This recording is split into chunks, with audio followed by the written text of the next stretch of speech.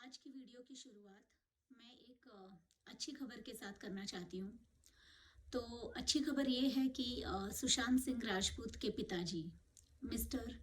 के सिंह, कृष्ण कुमार सिंह जी ने राजीव नगर, पटना, बिहार के पुलिस स्टेशन में रिया चक्रवर्ती के खिलाफ एफआईआर दर्ज कराई है। वो कौन सी धारा लगाई गई है रिया पर, वो मैं आपके साथ शेयर करती हूँ। 306, 342,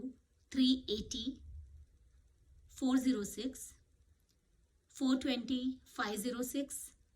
120B, ये सारी धाराएं लगाई गई हैं और एफआईआर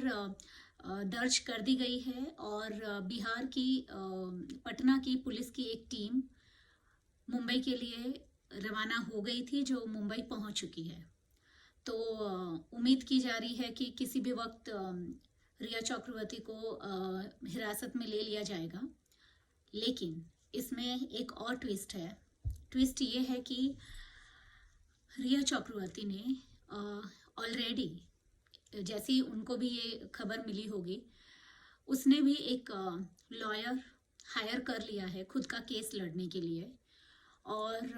आप बस सोचिए कि लॉयर कौन होगा, कौन से लॉयर को रिया ने हायर किया है। तो लॉयर का नाम है सचिन माने शिंदे जी। ये इंडिया का one of the most expensive, जिनकी फीस इंडिया में, भारत में सबसे ज़्यादा फीस जो लेते हैं उनमें से ये एक वकील हैं, लॉयर हैं। और इन्होंने सलमान खान और संजय दत्त का केस, जो संजय दत्त पर टाड़ा लगा था, वो दोनों केस इन्होंने ही हाई कोर्ट में, सुप्रीम कोर्ट में इन्होंने ही लड़े थे। तो यहाँ पे सोचने की बात ये आती है कि रिया चक्रवर्ती जो एक स्ट्रगलिंग एक्ट्रेस है, जिसने अपने करियर के 8 सालों में जो भी मूवीज की, क्योंकि मैं तो उसे जानती ही नहीं थी कि वो है कौन, आप में से कितने लोग जानते हैं पता नहीं। अभी 2018 में शायद उसकी मूवी आई थी जलेबी, जो मैंने कभी नाम भी नहीं सुना। तो हाँ, सोचने की बात यह है कि रिया चक्रवर्ती जो एक स्ट्रगलिंग एक्ट्रेस है, जो अब तक सुशांत सिंह राजपूत के पैसे यूज करते आई थी, भले वो शॉपिंग हो, यूरोप का टूर हो या और कोई भी चीज हो, बाकी सारी चीजों के लिए, तो जो उन वकील की फीस है वो कौन देगा, ये शायद मुझे या कहाँ से आएंगे वो पैसे, उन लॉयर की फीस, ये मुझे शायद कहने की जरूरत नहीं है, आप लोग बिना कहे समझ जाएंगे। तो अब देखते हैं कि आज अभी कुछ घंटों में क्या होता है। उम्मीद की जा रही है कि अगर रिया चक्रवर्ती की गिरफ्तारी हो जल्द से जल्द तो बहुत अच्छी बात है। कुछ हमें भी इस केस में सुशांत को न्याय मिलने की कोई उम्मीद की किरण कुछ नजर आए। हाँ, एक और बात मैं यहाँ पर आपको बताना चाहूँगी कि मिस्टर के सिंह ने, सुशांत के पिताजी ने, सिर्फ रिया चक्रवर्ती पर एफआईआर नहीं कराई है। रिया चक्रवर्ती और उसके साथ 5 और दोस्त, जिनका नाम किसी ने भी रिवील नहीं किया है, तो इसलिए मुझे भी नहीं पता है उनका नाम। लेकिन रिया चक्रवर्ती के साथ सुशांत सिंह राजपूत के 5 और दोस्तों पर भी एफआईआर दर्ज कराई गई है। रिया के फैमिली मेंबर्स के अलावा रिया चक्रवर्ती पर भी है, शोभित चक्रवर्ती पर भी है, और रिया के जो मॉम डैड हैं उन पर भी, उनकी माँ पर, पिताजी पर, उसके भाई पर और रिया पर, इन चारों पर तो एफआईआर दर्ज है ही। साथ ही साथ अन्य 5 और दोस्तों पर भी एफआईआर दर्ज कराई गई है, जिनके नाम हमें नहीं पता। तो देखते हैं कि अभी आने वाले कुछ घंटों में क्या प्रोग्रेस होती है इस केस की। इसी के साथ मैं कुछ और जो मैं ये 2 दिनों में जो जानकारी बटोरने की, इकट्ठा करने की कोशिश कर रही थी, वो मैं आपके साथ शेयर करना चाहूँगी। तो पॉइंट्स आज फिर से पॉइंट्स बहुत सारे हैं। मैं देखती हूँ मैं कितने कवर कर पाऊँगी आज की वीडियो में। तो हाँ, सबसे अगर हम सबसे पहली बात करें, जब 14 जून को सुशांत की अननेचुरल डेथ हुई थी, मिस्टीरियस डेथ हुई थी, तो तब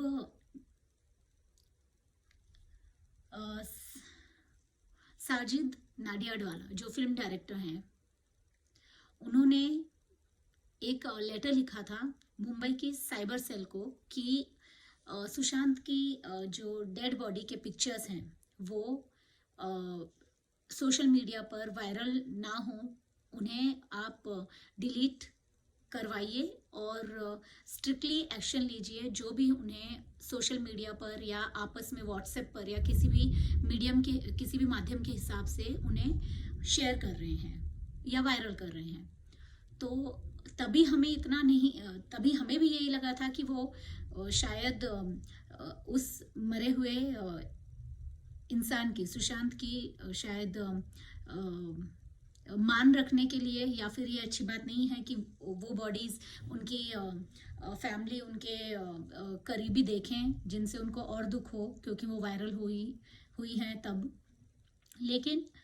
इसका ये मकसद नहीं था कि वो वायरल इसलिए नहीं करनी क्योंकि वो उस स्टेट में है, मतलब कि अब वो नहीं रहे इस दुनिया में, डेड बॉडी है। लेकिन ये उसलिए नहीं था, तभी हम में से कोई भी इतना समझ नहीं पाया क्योंकि हमें पिक्चर्स जस्ट आई थी बाहर, हमने इतने अच्छे से ऑब्जर्व नहीं किया था, कुछ हमें भी टाइम लगा। तो वो इसलिए था ताकि वो वायरल ना हो, जो हम पब्लिक, हम आम लोग हैं वो देखें नहीं, उन्हें अच्छी तरह से फोटोज़ या वीडियोज़ को ऑब्जर्व ना करें, और कहीं कुछ जो षड्यंत्र और ये जो कंस्पिरेंसी है, जो इन्होंने pre planned cold blooded murder किया है सुशांत का, तो ये आम जनता को पता ना चले। क्योंकि अगर ऑफ कोर्स पता चलेगा तो आवाज़ तो ज़रूर उठेगी इंसाफ के लिए, लेकिन इन सब मर्डरर्स ने और ये प्लानर्स ने शायद ये नहीं सोचा होगा कि सुशांत सिर्फ एक एक्टर नहीं था, सिर्फ एक स्टार नहीं था, वो एक बहुत ही अच्छा इंसान था और एक कॉमन इंसान था, कॉमन पर्सन था। इसलिए उससे कहीं ना कहीं हम सभी, ये इतने करोड़ों लोग उससे रिलेट कर पाते हैं। तो वो इसलिए था, ये उन्होंने पहले ही सारी स्क्रिप्ट लिख ली थी, सब प्लान कर लिया था। तो ये उसी का एक फर्स्ट स्टेप था कि फोटोज और वीडियोस जो जिसने भी वायरल कर दी, जो शुरू में एक बार लीक हो गई तो वो और वायरल ना हो पाए। ठीक है, अभी दूसरी बात ये कि सूरज पंचोली की सिस्टर स्पॉट हुई थी 14 जून की दोपहर को रिया चक्रवर्ती के साथ सुशांत सिंह की बिल्डिंग में। उनकी फोटो है, आप गूगल पर जाकर सर्च करके देख सकते हैं, अभी तक हटाई नहीं गई है। तो एक वो बात कि सूरज पंचोली की सिस्टर वहां पर रिया के साथ क्या कर रही थी उस वक्त, या वो पहले से ही वहां पर थी सुबह से, या वो ये खबर मिलने के बाद आई थी। और ये उस वक्त की फोटो है जब रिया ब्लू कलर की सैंडो केमी में है और कैजुअल्स में है। हाँ, और एक बहुत ही इम्पोर्टेंट बात ये कि आदित्य ठाकरे जो अपने ट्वीट में 14 जून का उनका ट्वीट है, यानी कि 13 जून की आधी रात का 1:40 AM 1:40 का करण जौहर को, तो उस ट्वीट में वो अपने प्लान की बात कर रहे हैं कि प्लान बहुत ही जल्द कंप्लीट होगा, सक्सेसफुल होगा। तो उनसे पूछने की बहुत ज़्यादा ज़रूरत है कि कौन से प्लान की बात कर रहे हैं, वो भी रात को 1:40 को, इतनी रात को उनको कौन सा प्लान बनाया उन्होंने करण जौहर के साथ। फिर अगर अभी हम बात करें सुशांत सिंह राजपूत की डेड बॉडी की, तो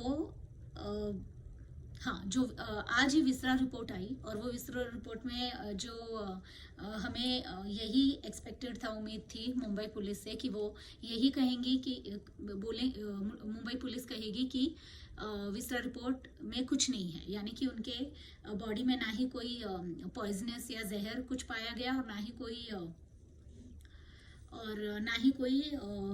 अल्कोहल या कोई ड्रग या कोई ऐसा नशीला पदार्थ पाया गया, कोई सब्सटेंस नहीं था। तो इससे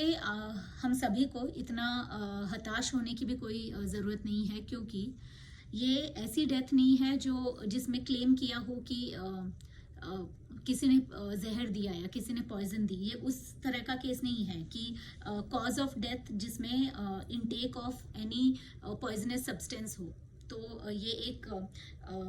स्ट्रैंगुलेशन का केस है। तो इसमें अगर विसरा रिपोर्ट नहीं भी कोई केमिकल उसमें या कोई ड्रग्स या कोई ऐसा अल्कोहल के ट्रेसेस अगर नहीं आए तो हमें ज़्यादा निराश होने की ज़रूरत बिल्कुल भी नहीं है इसमें। दूसरी बात, हाँ, अभी इसमें पॉइंट्स बहुत सारे हैं, जैसे कि अगर सुशांत सिंह राजपूत को उस रात को, क्योंकि मैं यही मानकर चल रही हूँ, क्योंकि जितने भी पिक्स या जितने भी जो भी मार्क्स या जो भी चीज़ें सामने आ रही हैं उनसे यही लग रहा है कि सुशांत सिंह राजपूत की मौत को, उनके मर्डर को, उनके स्ट्रैंगुलेशन को कम से कम 8 से 10 घंटे मिनिमम आराम से हो चुके थे जब वहाँ पर पुलिस पहुंची या जब पुलिस को बुलाया गया। तो अगर उनको कोई लोकल एनेस्थीसिया दिया गया हो या फिर उनको क्लोरोफॉर्म सुंघाया गया हो, और क्योंकि वो एक तो इतने ज़्यादा फिट थे, उन्हें मार्शल आर्ट्स बहुत अच्छे से आता था, तो जाहिर सी बात है कि वो जब कोई उन पर अटैक करेगा तो वो डिफेंड करेंगे। जैसे एक नॉर्मल ह्यूमन नेचर है कि हम पर कोई अटैक करे तो हम ज़रूर डिफेंस करेंगे अपनी जान बचाने के लिए, अपने आप को हर्ट नहीं होने देंगे। तो या तो उन्हें क्लोरोफॉर्म सुंघाया गया होगा जिस वजह से वो अनकॉन्शियस हो गए या फिर सेमी कॉन्शियस हो गए, और फिर उन पर अटैक हुआ और उसके बाद उनका गला घोटकर हत्या कर दी गई। तो अगर वो क्लोरोफॉर्म या ऐसे कोई लोकल एनेस्थीसिया है तो वो इतने घंटों बाद अगले दिन जब सैंपल्स कलेक्ट करेंगे तो वो विसरा रिपोर्ट में वैसे भी नहीं दिखेगा। दूसरी बात, हाँ, जो भी क्या कहते हैं, प्रिस्क्रिप्शन, जो मेडिसिन का प्रिस्क्रिप्शन था, तो जो या तो वो अगर वो दवाई लेते थे, क्योंकि ऐसा बार बार दावा किया जा रहा है कि वो दवाई खाते थे, उन्होंने दवाई खाने बंद कर दी थी, तो वो खुद से लेते थे या रिया उस पैकेट में से उन्हें खिलाती थी, ये बात। तो उनके जो मेडिसिन्स वैसे जो भी घर से मिले, लेकिन उन्हें भी फॉरेंसिक लैब में भेजना चाहिए फिंगरप्रिंट्स की जांच के लिए। फिंगरप्रिंट्स उस मेडिसिन स्ट्रिप पे भी ज़रूर होंगे और वो बहुत इम्पॉर्टेंट है, एक सबूत जो जिसपे सुशांत सिंह के फिंगरप्रिंट्स थे या रिया के या किसी और के। अब यहाँ पे फिंगरप्रिंट की बात आई है तो मैं आपसे एक बात शेयर करना चाहूँगी कि एक सेकेंड,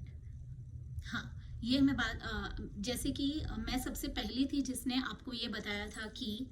दीपेश वहाँ पर 1 महीने पहले ही अपॉइंट किया गया था बाय रिया चक्रवर्ती। तो रिया चक्रवर्ती ने अगर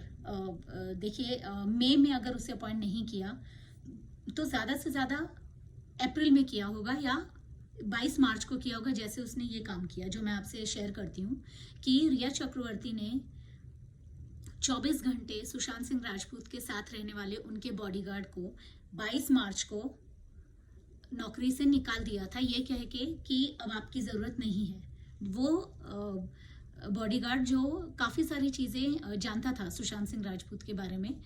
उनकी पसंद नापसंद या उनका और बाकी का स्केड्यूल, क्योंकि आप जब एक साथ काम करते हैं या रहते हैं तो आपको सामने वाले इंसान का पता चल जाता है। तो एक उस बॉडीगार्ड को नौकरी से निकाला और बाकी सारे घर जो सुशांत सिंह राजपूत के पुराने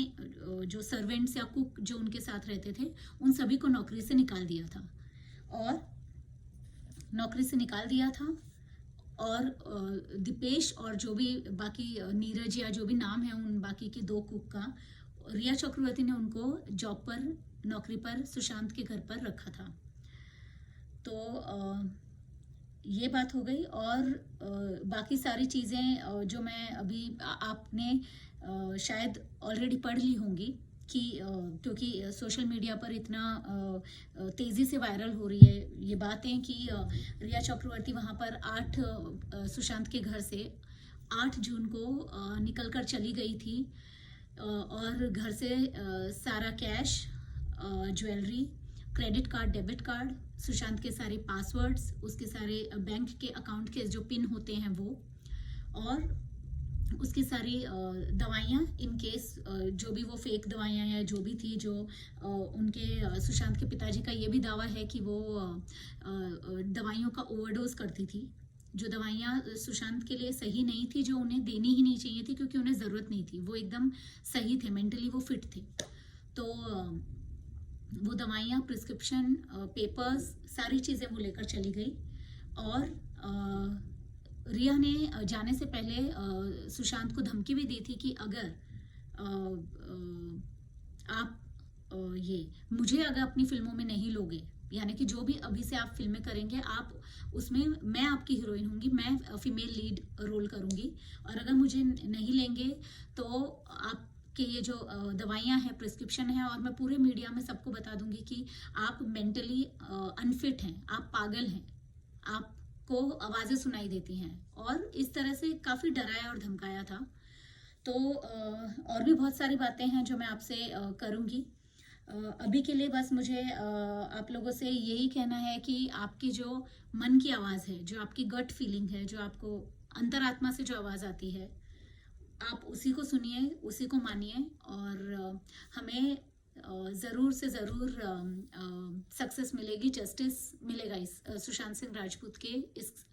केस में, इस मर्डर मिस्ट्री केस में। तो फिर से मैं हाजिर होंगी आपके सामने और कुछ पॉइंट्स लेकर। तो अभी के लिए नमस्ते।